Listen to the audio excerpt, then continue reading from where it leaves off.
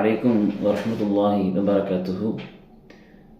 அன்றுக்குரிய சகோதர சகோதரிகளே, பஹல்காம் விவகாரமாக காஷ்மீர் நடந்த தாக்குதல் முழுக்க கண்டிக்கத்தக்கது.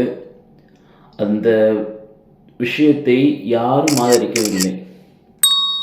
ஆனால் உலகத்தில், குறிப்பாக இந்தியாவில் எங்கே ஒரு தீவிரவாத செயல்கள் நடந்தாலும் அதற்கு முஸ்லீம்கள் தான் காரணம்.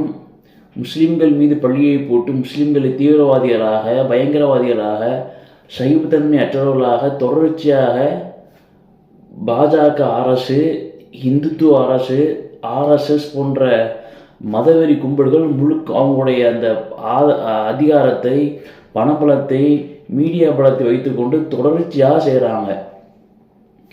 இதில் கவனிக்க வேண்டிய விஷயம்னு கேட்டால், அந்த மக்களை காப்பாற்றுறதுக்காக உசுரை விட்டவர் முஸ்லீம். அந்த இடத்துலேருந்து தப்பித்து பாதுகாப்பாக அல்லது வேறு வழியின்றி எப்படோ இறைவனுடைய அருளால் அந்த மக்கள் வெளியே வந்திருக்கிறாங்க, அந்தந்த மாநிலங்களுக்கு போயிருக்கிறாங்க. பேட்டி கொடுக்கறது எல்லாமே முஸ்லீம்கள் தான் எங்களை அரவணைச்சாங்க, காஷ்மீரத்து மக்கள் தான் எங்களை அரவணைச்சாங்க, அவங்கள யாரும் தீவிரவாதியாக கட்டாதீங்க அப்படிங்கிற மாதிரி சொல்லியும் கூட ஒரு இந்துத்துவவாதி முஸ்லீம் கேட்டுட்டு தான் சுட்டாங்க, முஸ்லீமா இல்லையா கேட்டு தான் சுட்டாங்கன்னு சொல்லுங்க அப்படிங்கிற மாதிரி ஒரு த்ரெட்டனிங் தோனியில் சொல்லக்கூடிய, மிரட்டக்கூடிய வீடியோக்கெல்லாம் இருக்கிறது. எந்த வகையான தீவிரவாதிகளையும் இஸ்லாம் ஆதரிக்கிறதா? அல்லது உலகத்தில் முஸ்லீம்களின் பெயரை வைத்துக்கொண்டு மட்டும்தான் ஒரு தீவிரவாத செயல் செய்கிறானா? இந்தியாவில் எத்தனையோ தீவிரவாத எதுக்கு எடுத்தாலும் கோவை குண்டுவெடிப்பு எந்த முஸ்லீம் ஆதரிச்சான்? அன்னைக்கு முஸ்லீம்களுக்கு ஆதரவாக இஸ்லாமிய சமூகம் வழக்கறிஞர் கூட ஆதரவாக வாதாடுவதற்கு ஏற்படுத்த மாட்டோம் என்று சொன்னோம். நான் இன்னும் கோயம்புத்தூர் சம்பவம் நடந்தவுடைய பின்னணி தெரியுமா? எதற்கெடுத்தாலும் கோவை குண்டுவெடிப்பை பற்றி பேசக்கூடிய மக்களுக்கு கேட்கக்கூடிய கேள்வி, கோவை குண்டுவெடிப்பு உண்மைத்தன்மை பற்றி விவாதிக்க தயாரா? அந்த கலவரத்தை அந்த குண்டுவெடிப்பு யாரும் எந்த முஸ்லீமும் ஆதரிக்க மாட்டான். ஆதரிக்கக்கூடிய ஒரு தீவிரவாத செயலை, பயங்கரவாத செயல் எந்த ஒரு முஸ்லீம் ஆதரிக்க மாட்டான். ஆதரிச்சா முஸ்லீமே கிடையாது. இப்போ இதில் பாருங்கள், இப்போ தீவிரவாத செயலை ஆதரிக்காத முஸ்லீம்களை பார்த்து எங்கே ஒரு குண்டு வெடித்தாலும் முஸ்லீம்கள் தான் காரணம் என்று முஸ்லீம்கள் மீது பழியப்படுவது, முஸ்லீம்கள் மீது ஒரு தேவையற்ற ஒரு பதற்றத்தை ஏற்படுத்துவது, காஷ்மீரத்தில் யாரோ ஒருத்தர் செஞ்சான்னு சொல்லி ஊப்பியில் ஒரு முஸ்லீம் ஒரு பையனை பிரியாணி வச்சிருக்க அவனை கொண்டு இருக்கிறார்களே. பள்ளிவாசல் ரொம்ப ஆட்டம் போடுவார்கள், துப்பாக்கி சுடுவார்கள், கற்பழிப்பார்கள். அவர்களெல்லாம் தேசபக்தர்கள்.